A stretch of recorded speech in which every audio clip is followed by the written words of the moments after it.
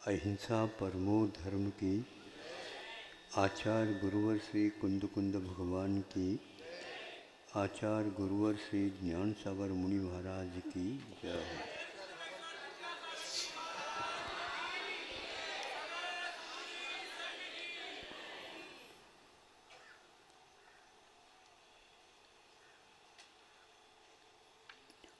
आज शौच धर्म के बारे में, शुचिता के बारे में कहना है। इसको मुनि महाराज भी पालन करते हैं। आप लोग भी अपने योग्य मर्यादा के अनुसार इसका भी पालन करते हैं।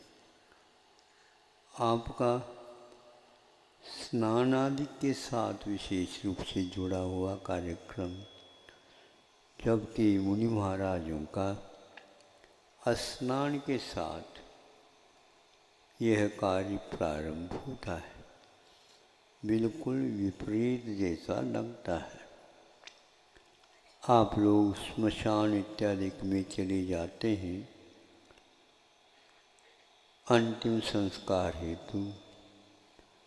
वहाँ से लौटते ही आप लोग स्नान आदि से पहले निवृत्त हो जाते हैं। गुरु जी भी, मुनि महाराज भी स्मशान से आते हैं सीधे ही आपके घर में और आहार करके चले जाते हैं।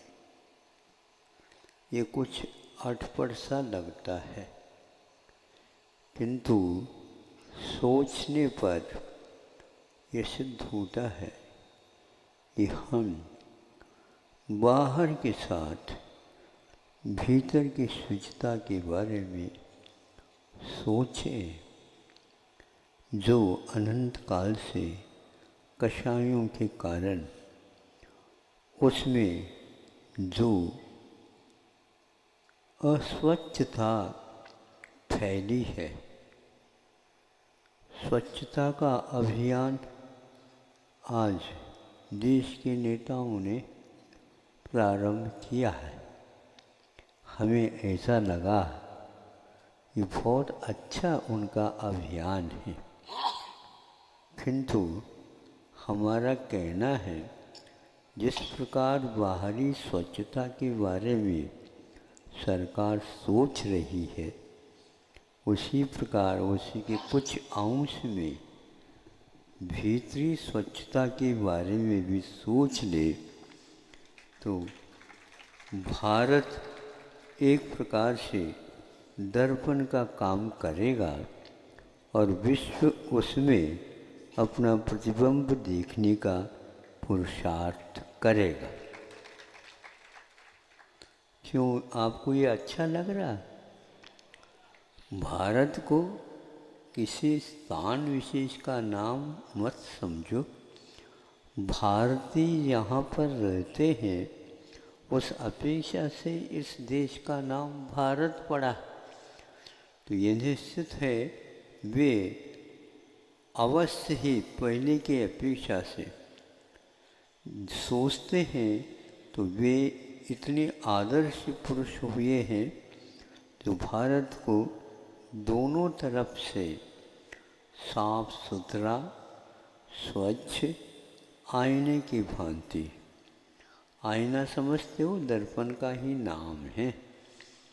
भारत में इसको पहले आईना कहा जाता था, संस्कृत में इसको दर्पण कहा जाता है।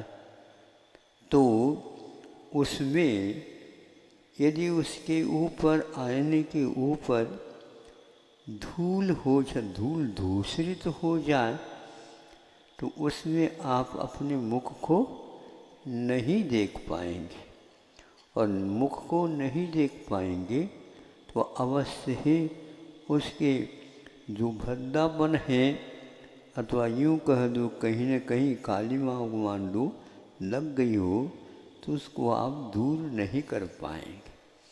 इसलिए उस आईने को यानी दर्पण को कुछ साफ सुथरा वस्त्र के माध्यम से आप लोग उसको साफ करते हैं, फिर बाद में उसका आँखों के ऊपर प्रयोग करते हैं। इस प्रकार आप प्रतिदिन प्राय करके इसका उपयोग करते रहते हैं। कुछ ऐसा भी आवश्यक कार्य है जो हम अपने भीतर को भी किसी न किसी आईना यानी आदर्श में देखने का पुरुषार्थ अवश्य करें। यह वही दर्पण है जिसको चौथे नंबर में शौच के रूप में रखा है संतों ने। उसमें उस दर्पण में आपको भी देखना है और श्रमणों को भी देखना है। श्रमण बहुत अच्छे ढंग से देख करके इसको हमेशा साफ रखते हैं, रखना चाहिए। आप पूरे नहीं रख सकते हैं तो कम से कम अणु के रूप में तो उसको रखने का प्रयास करेंगे, तभी आप श्रावक कहलाने के योग्य होंगे। अब आपको सोचना है कि स्वच्छ अभियान यदि चालू हो ही गया है तो भीतर के अपेक्षा, चूँकि बाहर के अपेक्षा से आरोग्य है प्राप्त होता है। आरोग्य के बिना वैराग्य टिक नहीं सकता, इसलिए आरोग्य भी रखो किंतु वैराग्य को विशेष रूप से महत्व दो। अन्य जितने भी देश आरोग्य की अपेक्षा विशेष सोचते हैं तो भारत आरोग्य के साथ वैराग्य की ओर भी देखता है। इस शुचिता शरीर में कहाँ तक आ सकती है इसके बारे में सोचेंगे तो डॉक्टरों से, वैद्यों से ज्ञात होता है इसकी शुचिता 3 काल में हो नहीं सकती। जैसे मिट्टी की दीवार हो और उसको हम साफ करना चाहें, जितना पानी हम निकालेंगे उसको सींचेंगे उसको दूर करने के लिए, उतने ही उसके भीतर से मिट्टी और आती जाएगी बाहर और उसको बिल्कुल ही लिप जाएगी। इसी प्रकार हमारे भावों के द्वारा कि आरोग्य में भी शिथिलता आ सकती है तो वैराग्य के द्वारा वैराग्य भी शैथिल्य का अनुभव कर सकता है। आप यदि वैराग्य के अपेक्षा अपने आप को शिथिल रखोगे, शिथिल रखोगे, निश्चित है अड़ोस पड़ोस के ऊपर भी उसका प्रभाव पड़े बिना नहीं रहेगा। आप अड़ोस पड़ोस के ओर देखते हैं, वहाँ यदि गंदगी आ रही है तो नाक अपने आप ही सिकुड़ती नहीं, सिकुड़ने से पूर्व में तर्जनी और अंगूठा लगा करके आप बंद कर लेते हैं। उस समय आप बोल करके देख लो क्या होता है। उच्चारण करना भी मुश्किल हो जाएगा अनुनासिक इत्यादि का, लेकिन उतने समय के लिए आप उस गंदगी से बच सकते हो, इतना अवश्य है। उसी प्रकार यदि भीतरी गंदगी से भी आप बचना चाहते हो ताकि आपका प्रभाव बाहर भी और भीतर का भी साफ करने के लिए अड़ोस पड़ोस को यदि आदर्श रूप धारण करता है, इससे बढ़कर के जीवन की स्वच्छता मैं समझता हूँ दूसरी नहीं हो सकती है। ऐसे आदर्श भारत का यह एक कार्य बना रहा है और एक मार्ग बना रहा है और एक धर्म के रूप में इसको स्वीकार किया गया है। प्रतिदिन स्वच्छता आप जैसे अनिवार्य मानते हैं, हाथ पैर धोना, स्नान आदि से निवृत्त होना, उसी प्रकार जैन धर्म एक प्रकार से भीतरी स्नान को भी मुख्यता देता है। इसलिए बाहरी स्वच्छता के साथ आप भीतर भी देखो। किंतु एक बात और कहना चाहता हूँ, मुनि लोग इसको स्वच्छता रखने के लिए बंधे क्यों नहीं है, ये पूछा जा सकता है। ध्यान रखो कि स्नान आप जल के द्वारा ही समझते हो स्नान होता है। एक बात है, स्थूल नहीं है, एक बहुत सूक्ष्म दृष्टि से रखोगे कि इस बात को सब लोगों ने स्वीकारा है कि जिस प्रकार जल के द्वारा स्नान किया जा सकता है, यह जघन्य है। दूसरे नंबर में यदि इससे बढ़कर के स्नान होता है तो सूर्य प्रकाश, सनलाइट जिसको बोलते हैं। इसलिए आप लोग इसके बारे में कुछ ही नहीं सोच पा रहे हैं। ऐसे ऐसे आपके भवन बन गए हैं, सूर्य नारायण भी समझता है कि भैया हम इसको अब लांग नहीं सकते। यदि लांगने का साहस भी कर दे तो 50 मंजिल यदि इमारत हो जाते हैं तो वह 12 बजे भी एक प्रकार से कुछ एक आध घंटे के लिए सूर्य नारायण आ जाएंगे, आपके घर में तो नहीं आ पाएंगे, क्योंकि आपने ऐसा प्रबंध कर रखा है। चला गया तो उसका एक प्रासुकपन तो होना है, वो तो बिल्कुल दूर हो गया। अब जिस शहर में, नगर में इस प्रकार का धूप का सेवन ही नहीं होता तो वहाँ पर रहने वालों की क्या गति होगी, हमें बताओ।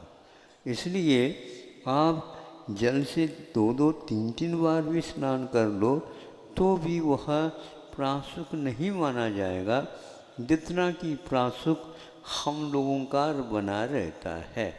अब बताओ हम स्नान कर रहे हैं क्या नहीं? मैं कहता हूँ हमारे स्नान तो होते रहते, और आप तो एक बार स्नान करोगे, हम तो रात में भी और दिन में भी 24 घंटा करते रहते, ताकि हमारे पास कोई वह अशुचि चीज़ आ न जाए। महाराज रात दिन कैसे करते? हवा चलती रहती है, वायु स्नान भी माना है। ये सारे के सारे पेड़ पौधे वगैरह जो ड्राई फ्रूट्स वगैरह होते हैं, ये सनराइज के माध्यम से और हवा के चलने से ही प्रासुक हो जाते। सुन रहे हो क्या नहीं आप लोग? हो कितने स्नान हो गए? 3 में से आपके पास कौन सा? एक भी अधूरा, नहीं समझे? वो भी यहाँ तक पैक। हाँ, और सर्दी के समय पर तो नीचे से एड़ी से लेकर के चोटी तक, हाथ में भी क्या, कौन से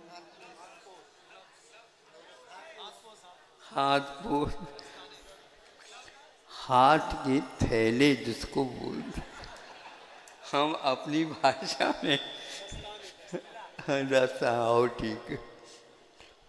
ये सुन करके ऐसा लगता है जैसे नाखून दिखते हैं। ध्यान रखो, नाखूनों के माध्यम से जो व्यक्ति हवा का प्रवेश बंद कर देता है और कई घंटों तक ऐसे थैले लगे हुए रहते डॉक्टर्स लोग, अब भीतर ही भीतर पसीना आ रहा होगा, वो आ रहा होगा, इसको ज्यों का त्यों बनाए रखेंगे तो वह एक प्रकार से शुद्ध हवा जो प्रविष्ट होने का मार्ग था वो सब अवरुद्ध हो जाता है। इसलिए हम 24 घंटे सभी किसी प्रकार के ऐसी थैलियों का प्रयोग नहीं करते हुए और हवा का मिश्रण व प्रवेश होता रहता, रोम रोम से एक प्रकार से हवा का प्रवेश होता रहता है। उसके द्वारा रिफाइनरी जिसको बोलना चाहिए, इस प्रकार की निर्मलीकरणम बोलते ना आप लोग, कंदोद के लिए, उसी प्रकार महाराजों के शरीर में हवा का प्रवेश और सूर्य प्रकाश के कारण ऐसा शरीर तमकने लग जाता, दमकने लग जाता। आतापन आदि जो योग धारण कर लेते हैं उसके माध्यम से उनका शरीर इस प्रकार शुद्ध हो जाता है, वह स्वस्थ रहते हैं। फिर भी कर्मों के उदय हो जाते तो बात अलग है, लेकिन आप लोग इस प्रकार प्रबंध रखते हुए भी ऐसे ऐसे भयानक रोगों से ग्रसित हो जाते हैं। आजकल तो होड़ ही लगी है। हाँ, इस प्रकार की एक व्यक्ति एक बार दवाई प्रारंभ कर देता है, इतना रईस है वो, अब वह अंतिम श्वास तक वो चलती ही रहती दवाई। बहुत बड़े श्रीमान हैं, इसलिए बड़े रोग भी आ जाते हैं और रोग की कीमत दूर करने के लिए दवाई भी इसी प्रकार बहुत कीमती आती है। यहाँ भारत से नहीं, वो विलायत से आते। विलायत समझते हो? विदेश, फॉरेन। फॉरेन आपने उत्तर दे दिया, फॉरेन। हाँ, ये तो गड़बड़ है, किंतु वो दवाएं क्या काम कर रही हैं, क्या नहीं काम कर रही, इसके बारे में कोई गौर नहीं कर रहा। हमें एक छोटा सा लेख मिला था, उसको पढ़ लिया हमने 10-15 दिन पूर्व में, और उसका आशय मैं आपके सामने रखना चाहता हूँ। कई ऐसे रोग हैं जिन रोगों की जो दवाई बताई जाती है और बांटी जाती है कंपनियों से, उन दवाइयों का उन रोगों से वह इलाज करें या न करें कोई गारंटी नहीं है, ऐसा सुनने में आ जाता। और उसका यदि प्रयोग होता है, जिसके लिए आप ले रहे हैं वह रोग तो ठीक नहीं, किंतु दूसरा और कोई रोग है वो उससे वह ठीक भी हो जाता है कभी कभी। तो इस प्रकार आप लोगों की दशाएं ऐसी हो रही हैं, इनके बारे में सोचना अवश्य चाहिए। ये क्यों हो रही है? खान पीन के बारे में कोई सूचिता नहीं रही। सुन रहे हैं? सुनो, आपको ऐसे ये आलोचना नहीं, सही फैक्ट बता रहा हूँ। वस्तुस्थिति है, महानगरों में जो जल मिलता है रिसाइकलिंग, साइकिल समझते हो, सीधा चलाओ और उल्टे भी चलाओ। जिसको आप लोगों ने गटर इत्यादि के माध्यम से बहा दिया था, उसी को पुनः जल ही जीवन है। ये सूत्र है आज के इस युग का। अब क्या करें? जल चाहिए, जल चाहिए, जल चाहिए। शांति रखो, आपको मिल जाएगा, और बिल्कुल आपको दिया जाता। हाँ, ये है जल। हाँ, विदेश की तो हवा चल रही है ना। हाँ, जब सीधी सीधी हरिश्चंद्र हवा नहीं चलती तो हम समझते हैं दूर से हवा चलती आ रही है, वो क्या पैदा कर रही है ये कुछ समझ में नहीं आता। यहाँ के लिए क्या आवश्यकता है? जिस सरकार ने कुछ पहले उन्होंने योजना बनाई थी, सुन करके मुझे लगा कि ये बहुत ही उपयुक्त उनका सोच है कि उन्होंने ये सोचा था कि यह तमाशा अथवा यह योग हमारे इस भारत के लिए न आए, इसलिए जितनी भी नदियाँ हैं उन सब नदियों को मिला दो, तो एक दूसरे से मिलने से हमेशा हमेशा उसमें जल का प्रवाह चालू होगा और दुरुपयोग न हो करके सब लोगों के लिए जल मिल जाएगा, इसमें कोई संदेह नहीं है। बहना और बहने के समान ही अपने जीवन को भी इसी प्रकार सक्रिय बनाना। बहता पानी और रमता जोगी, कहाँ किसमें रम रहा है? रमने का अर्थ ये है, रमते यत्र तत्र पवनवत इति, हवा के समान वह हमेशा हमेशा चलता रहता है। तो इस प्रकार चलने से उसका मन वचन काय एक प्रकार से शुद्ध हो जाते, किसी एक स्थान से चिपकेगा नहीं। और इसी प्रकार गृहस्थों का जीवन भी कैसा, इसी प्रकार होना चाहिए कि वह रमता रहे। तो ऐसा चलता, कैसे रमे? उनका ये कहना है कि रमन का अर्थ इतना ही है कि किसी से मोह नहीं करो, किसी से इस प्रकार चिपको नहीं। यदि चिपकोगे तो निश्चित रूप से रोग पैदा हो जाएगा। तो ऐसे लोभ पाप का बाप कहा है, लोभ को पाप का बाप कहा है। और बाप का भी बाप का भी बाप होता चला जाए तो फिर क्या कहना बता, बहुत कठिन हो गया। खान पीन ऐसे हो गए हैं, कोई भी उसका हम इलाज ही नहीं कर सकते, उसके लिए कोई दवाइयाँ नहीं। यदि आपको कहा गया कि आप और उधर के नहीं लौकी मात्र ले दो, आपको ये बहुत अच्छा रोग हो जाएगा। ऐसे यहाँ पर अध्ययन करके आयुर्वेद की सारे ग्रंथ के अध्ययन करके उसमें से यह निकाला, इसको एक प्रकार से अमृत भी कहा है। किंतु आज उसका भी एक योग ऐसा मिल गया, ऐसे इंजेक्शन निकल गए जिसके द्वारा लौकी को अच्छी जल्दी बड़े हो जाए ताकि आपके लिए पेट भर जाए जल्दी, क्योंकि अभी जल्दी है ना। हाँ, शाम को लगा दो, सुबह वही 2 इंच का हो इतने हो जाए। अब हम कुछ नहीं जानते कौन टॉक्सिक कौन सी, यह ऐसे जहरीले हैं जिसको कोई भी उपाय नहीं। अब उस प्रकार के लौकी खाओगे बीमार पड़ोगे अवश्य। उसको खाने की क्या, वह इस प्रकार पकता ही नहीं बताते, कड़ापन उसमें बना रहता है। जैसे बहुत दिन तक जो है ना पेट पच नहीं होता है तो कड़ा बन जाता है, नहीं समझे? पेट कड़ा नहीं बनता, क्यों बनता है? तो इसी प्रकार के भोजन करने से वह मुलायम नहीं रह करके कड़ा बन जाता है।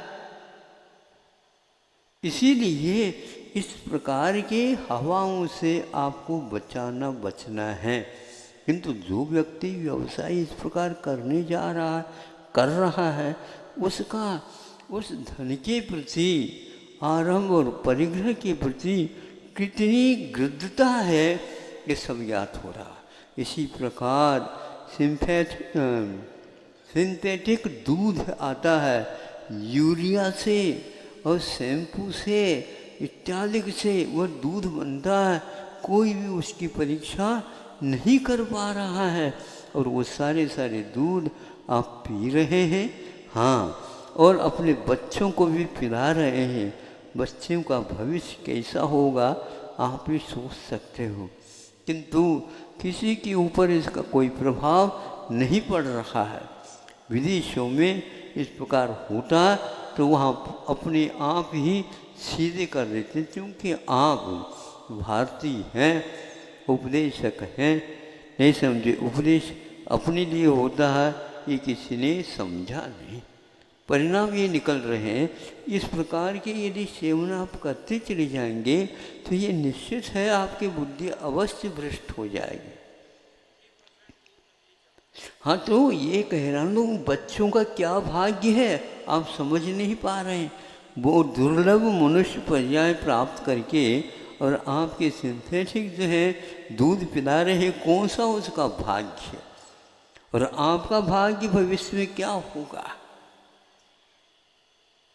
ऐसे दूध के बिना भी आप चल सकते, लेकिन नहीं, क्योंकि बच्चों को तो दूध देना है कि कैसे कहीं से भी लाओ और दे दो। वो सारे के सारे उसके अवयव पेट के बाद में क्या रूप धारण करेंगे पता नहीं, पहले से ही उनका आंखों के ऊपर चश्मा लग रहा है। जबकि ऐसे भी भोजन और ऐसे भी दुग्ध और घृत आदि का सेवन करने से कहीं मान लो किसी को चश्मा लग भी रहा हो तो नीचे उतरता है।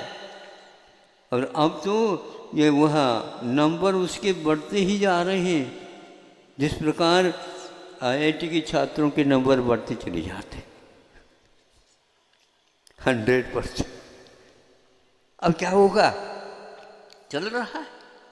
अब उसके लिए कौन सा औषध, औषध कुछ है ही नहीं उसको, रग रग में फैल गया है। ऐसे ऐसे भयानक रोग हो रहे हैं कि उसके लिए दवाएं भी ऐसी दी जा रही है कि हम सुन करके दंग रह जाते हैं। जवान लड़का है और 30-35 भी नहीं हुए और विवाह भी हो गया है और उसके लिए ऐसा रोग होता है कैंसर का, और उसके लिए कीमोथेरेपी। क्यों अब इसका क्या अर्थ होता है? इसका अर्थ ऐसा होता है आणविक शक्ति का है वो। हाँ, अब क्या क्या कौन से जहर से, दुनिया के जहर से वो बन जाती है और उसको लगाने के उपरांत, सही कह रहा हूँ, उनका जीवन एक बिल्कुल ही कष्टमय हो जाता है। किंतु उसके बिना बचने का कोई सवाल नहीं, बचाने का सवाल नहीं, उसको देते रहते। कितनी गृद्धता है उसको करने के लिए। उन्होंने ये कहा कि उसके लेने के बाद जो आप लोगों के बाल हैं काले, सफ़ेद नहीं होते, निर्यात हो जाते। निर्यात का अर्थ समझते हो? बहुत अच्छी मेहनत करके माता पिताओं ने या भाई ने उसको ऐसे घी अथवा तेल का ये मालिश करवाया होगा पहले, उसके कारण ऐसे भ्रमर भी भ्रमित होते होंगे, ये कौन है हमारे साथी यहाँ पर बैठे हैं सिर पर, इतने काले काले सचिकन घुंघराले, हम कुछ नहीं, लाले पड़ गए। अब लगा रहे हैं, वो बाल उड़ गए, महाराज आशीर्वाद दे दो, हमारा आशीर्वाद, वो हम वैसे केस रोज करते, हम क्या दें कि ठीक हो जाए, हो नहीं सकता। और ऐसी स्थिति में वह इस दशा में आ जाता, भोजन कर ही नहीं सकता, करता है भूख मर जाती। अब बिना भोजन के इतनी जो है उष्णता वाली दवाई क्या काम करेगी बताओ? बस प्राण बच भर रहते हैं, इसका कोई इलाज नहीं। अब चलती ही रहती है दवाइयाँ, तो पहले लेते रहो। ऐसे घर घर में ही होने की नौबत जैसे आ गई है। वहाँ रैली चालू हो गई पंजाब में, सुन करके मैं चलता ये गलत होगा, गलत नहीं, व्यंग नहीं, ये सही वस्तु स्थिति है। वहाँ से कहाँ पर, लाहौर, हाँ बीकानेर कहीं उसके चिकित्सालय खुला हुआ है, वहाँ के लिए एक रेल ही प्रतिदिन जाती है और आती है। इतने वहाँ के बीमार हैं और उनकी चिकित्सा होना बहुत कठिन है। और ये क्यों हुआ? केवल कीटनाशक दवाइयों के छिड़कन से, और जिसके ऊपर छिड़काया गया उनके भौजी पाला खाने से उनकी ये दशा हो गई है और यह बदतर होती चली जा रही है। न ही वोट लेना जो आते हैं उनको इसकी चिंता है, न वोट देने वालों को कोई ज्ञान है। ये चल रहा है भारत का, यह कहाँ से आती वो कीटनाशक दवाइयाँ? सब विदेश से आ रही। तो ये क्यों हो रहा है? इसके पहले रोकथाम है क्या नहीं?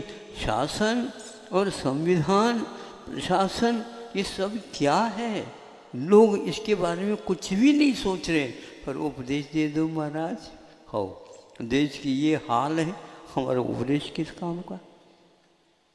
और आप ही वोट दे रहे हैं, इस प्रकार की हालत में क्या होगा भविष्य आप लोगों को सोचना चाहिए।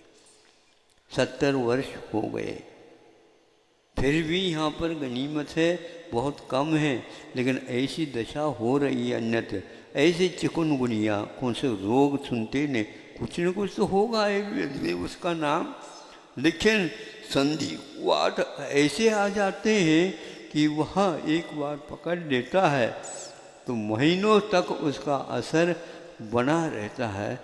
दवाई के रूप में कोई भी दवाई उसके लिए हाँ आसपास आते रहते हैं, वो तो चलता ही रहता है। स्वान गुनिया, स्वाइन फ्लू, हाँ मरकट बंदरों की भी आ गई थी बताते। हाँ इस प्रकार काउ मेड काउ गैया तक बच नहीं पा रहे हैं आप लोगों की, क्योंकि उनके लिए इसी प्रकार इंजेक्शन लगाया जाता है और उनके दूध में इस प्रकार के विषाक्तपन आ जाता है। अब कैसे बचोगे? कुछ गायें जीवित भी हैं तो उसका दूध आपको लेने योग्य नहीं है। क्या कर रहे हैं? ये सब धड़ल्ले बिक रहे हैं। जो औषधि के रूप में थी वह सारे सारे नशे के रूप में आ रहे हैं। क्या हो गया शासन को? वो संविधान किस काम के?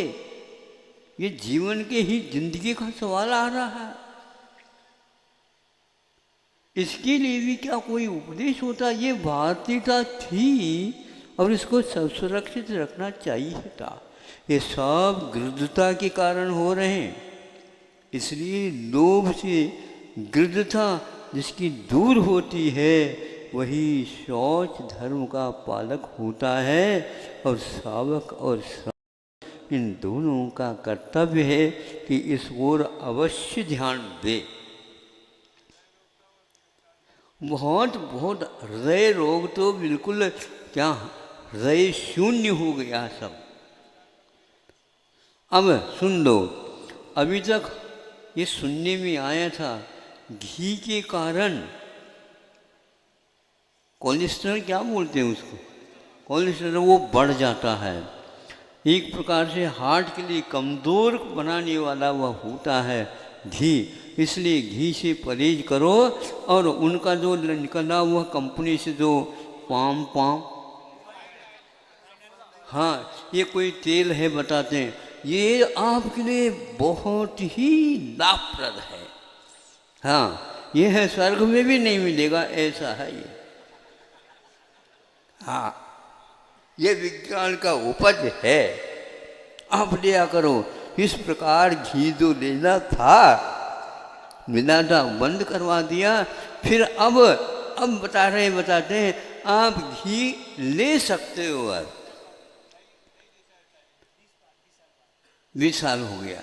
अब तब तक तो वो कंपनी खूब कमा ली उसने। अब ये कह रहे हैं घी ले सकते हो, अब कोई दूसरा और आ जाएगा। किंतु इतनी जो है घी के अभाव में जो रोगों का दूर होना होता था घी लेने से, वो सब वंचित हो गया। ऐसी दवाइयाँ और ऐसी कंपनी है तो क्या हो गया? उन सभी के दवाइयों के बारे में सोचना तो चाहिए था। वो कहाँ गए डॉक्टर लोग? वही स्वयं कह रहे हैं इस समय या आप घी ले सकते हो। पहले से ही चरक इत्यादि में निघंटों और कल्याणकारक आदि में पहले से लिखा गया है। अब उसको आप लोगों ने बंद करवा दिया। करना ही है, नहीं तो बहुत खतरा हो अच्छे अच्छे व्यक्तियों के लिए। इसी प्रकार अब हार्ट की बीमारियां भी ऐसे आ गए हैं, क्या नहीं क्या पता। बस आपको तो ऑपरेशन करना अनिवार्य है। अपन को अनिवार्य। कल ने परसों एक सज्जन आए थे जो डॉक्टर है MD, हाँ, और वो उन्होंने कहा कि आपके लिए बिल्कुल अभी तुरंत आपको इसको लेना ही है, ऑपरेशन करना, ओपन सर्जरी अनिवार्य है। तैयार हो गया ये इस प्रकार हो तो करना पड़ेगा। सब कुछ निश्चित हो गया। उसका लड़का बहुत आगे का था। हाँ 3.5 या 5 जो कुछ भी है वो तो सब हो गया। तो कहता है कि नहीं, हम दोबारा इसको देखेंगे। हमारे पिताजी तो इस प्रकार हो ही नहीं सकते जो शिकायत बता रहे हो आप। अड़ गया वो। हाँ, वो आयुर्वेद के हैं। हाँ, एमडी। तो अब दोबारा कर लिया गया, तो ये है रिजल्ट आया, परिणाम आ गया कि आपको 5% भी आवश्यकता नहीं, तुरंत ओपन सर्जरी अनिवार्य। थोड़ी से माइंड को ओपन कर दो। हाँ, व्यापार महान खतरनाक व्यापार, इसको व्यापार कह रहे हो आप? है ही नहीं है व्यापार। शुद्ध व्यापार तो और भी अच्छा है। कुछ तो दया, कितनी गृद्धता है, आपको करना ही है, करना ही है, करना है, ऐसे लगे रहे। इन्होंने भर्ती भी कर दी थी 4-5 लाख, जो कुछ भी नहीं, हमें करना ही नहीं है। कैसे कह रहे हो, कैसे कह रहे हो, आग्रह होने लगा। फिर इसके उपरांत छोड़ना पड़ा, फिर वापस ले लिया पैसा और आ करके कह रहे थे महाराज बच करके आ गए। अब बोलो, ये सही कह रहा हूं? कल नहीं परसों की बात है। हाँ, तो हो रहा है, इसका समर्थन कर रहे हो क्या?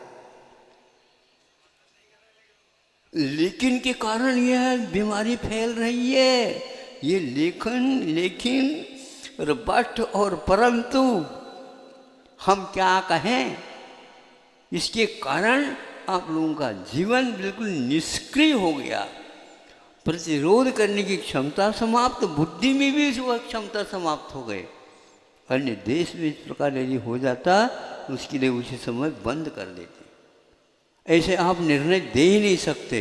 ये भारत चल रहा है, आपके हित के बारे में सोच रहा है, और आप, हाँ, ये बिल्कुल माता पिता तो फिर भी गड़बड़ कर सकते हैं, सरकार हमारी ऐसे नहीं कर सकती। क्या है ये बताओ?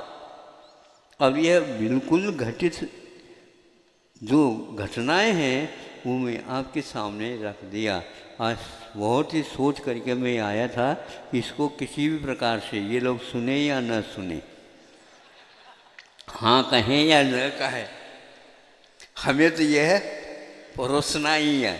अच्छे ढंग से थाली लगा लो, सामने परोसने के लिए बैठे हैं, समय हो तो नहीं गया, अभी आपका पेट खाली है, और ले लो, हाँ दे दें। लेकिन हम ये सोचते हैं इसका भी बहुत महत्व है, ये दवाई ऐसे नहीं मिलती। हाँ, इसको आप लोगों को सबके पास पहुंचाना होगा, और इसलिए हम कोई भी इसके लिए पैसे नहीं मांग रहे। और आप ऐसा नहीं कहोगे उस कैसेट को जो है बेचने लग जाओगे, हाँ, उसको तो आप सबके सामने भेज दो और कह दो ये हमें सोचने के लिए बाध्य कर दिया गया है। बहुत निम्न कोटि के हो रहे हैं। इसी प्रकार बच्चों के लिए जो शिक्षा हो रही है, इस सारी शिक्षाविद चिंता में ग्रसित हो गए। हम बच्चों के सामने विद्यालय किस प्रकार से खोलें, या अब तो आप लोगों के लिए शिक्षा विद्यालय खोलने की आवश्यकता, क्योंकि बच्चों की शिक्षा इसी प्रकार विदेशी ही होना चाहिए, पर उसके ये परिणाम निकल रहे हैं। इतिहास पढ़ो, संस्कृति को देखो। यदि रक्षा करना चाहते हो महावीर भगवान की परंपरा को, आदिनाथ भगवान की परंपरा को, अहिंसा की संस्कृति को, और स्व को भी और पर को भी किस प्रकार जीना है वो कुछ तत्व देना चाहते हो, भारत वालों, कम से कम आपका कर्तव्य है। इस प्रकार विदेश में हो जाता है तो फिर भी ठीक है, लेकिन विदेश में तो सुधरता जा रहा है वहाँ का जगत, किंतु यहाँ तो बिगड़ता जा रहा है। ऐसी बिल्कुल सजा अनिवार्य। संविधान किस काम का है? वो किसी भी प्रकार से उसमें दया करेंगे, निश्चित रूप से उद्धार 3 काल में होने वाला नहीं है। अब छोटे में हम उदाहरण दे करके समाप्त करते हैं, क्योंकि बिना उदाहरण को मैं आपको भेज दूं, ये आपके जीवन की लीला बता दी। अब एक छोटा सा ग्रंथ में लिखा गया है और वह हमें बताया जा रहा है।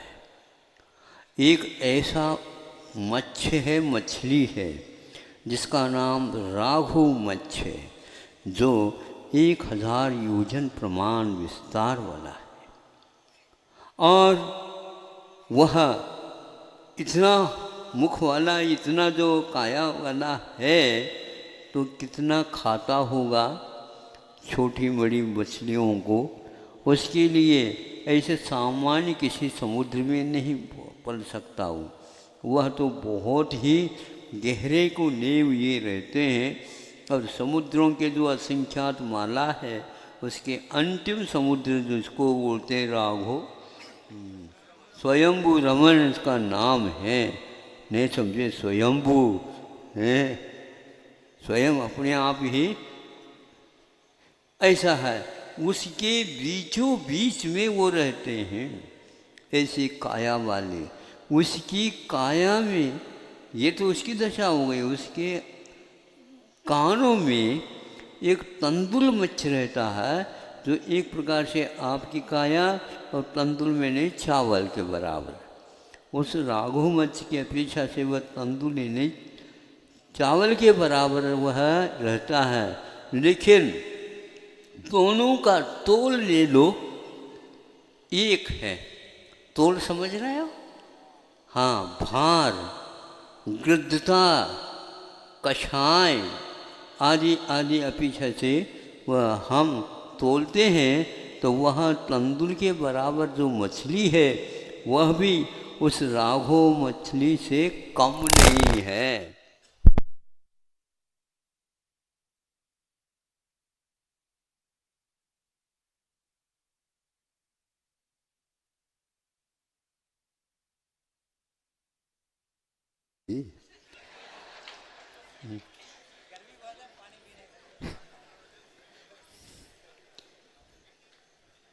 आप लोग थक न जाएं, इसलिए बीच में एक रील समाप्त हो जाए छवि की, हाँ, तो विश्राम थोड़ा सा मिल जाता है, फिर बाद में पुनः चालू हो जाता है। अब देखो, उसकी कथा हम बता रहे हैं। वह दीर्घ संगन वाली मछली है, तंदुल मच्छ भी और राघो मच्छ भी। दीर्घ संघन का अर्थ होता है एक प्रकार से मुक्ति के लिए नहीं, किंतु सप्तम पृथ्वी के योग की वह जाने के लिए योग्य माने गए हैं। कि राघो मच्छ तो ठीक है, वो खा पी लेती, सब कुछ हो जाता। तंदुल मच्छ तो एक को भी वह खा नहीं सकती, पी नहीं सकती, तो उसके लिए ये दंड क्यों मिल रहा है? सोबत का असर है क्या? नहीं, सोबत वह कम नहीं है। वह कहती है, वह तंदुल मच्छ जिसके कानों में झांक करके वह देख रही है बाहर की ओर, और ये राघो मच्छ का मुख जो है यूं खुला हुआ है, और उसमें जो छोटे छोटे बड़े बड़े मछलियां भी पार हो रही हैं, उसके पेट में जा रही हैं, बाहर आ रहे हैं, और फिर भी वह राघो मच्छ जो है ना, शांति के साथ सो रहा है। अरे, इसके स्थान पर यदि मैं होता तो एक भी मछली को नहीं छोड़ता। बस इस गृद्धता के कारण उसके लिए ऐसा कर्म का बंध होता है, बहुआरंभ परिग्रहत्वम नारकस्यायुषः। अब भाव में क्या गृद्धता होगी, क्या पोटेंसी होगी, कौन सा अनुभाग बंध चल रहा होगा? आचार्य कहते हैं, संगी पंचेंद्री पर्याप्तक चतुर्गति की कोई भी जीव हो, तो वह 70 कोड़ा कोड़ी मिथ्यात्व संबंधी बंद कर सकता है और 40 कोड़ा कोड़ी सागर प्रमाण कषायों के वह बंद कर सकता है। इसका परिणाम आगे जाकर के नरकायु में जाकर के वह ऐसी घोर निकाचित कर्मों का फल भोगेगा। 33 सागर तक लगातार यह पीड़ा, यह वेदना और ये बंधन सब कुछ करता रहेगा। किंतु सुनो, एक बूंद भी प्यास लगी है, पी ले, नहीं मिलेगी। इतना भूख लगी है, सुमेरु के बराबर अन्न के ढेर को भी खाने की क्षमता है, किंतु एक दाना नहीं मिल सकता, फिर भी प्राण नहीं निकल सकते, क्योंकि ऐसा वज्रमयी शरीर मिल गया है, उसमें से एक भी परमाणु अब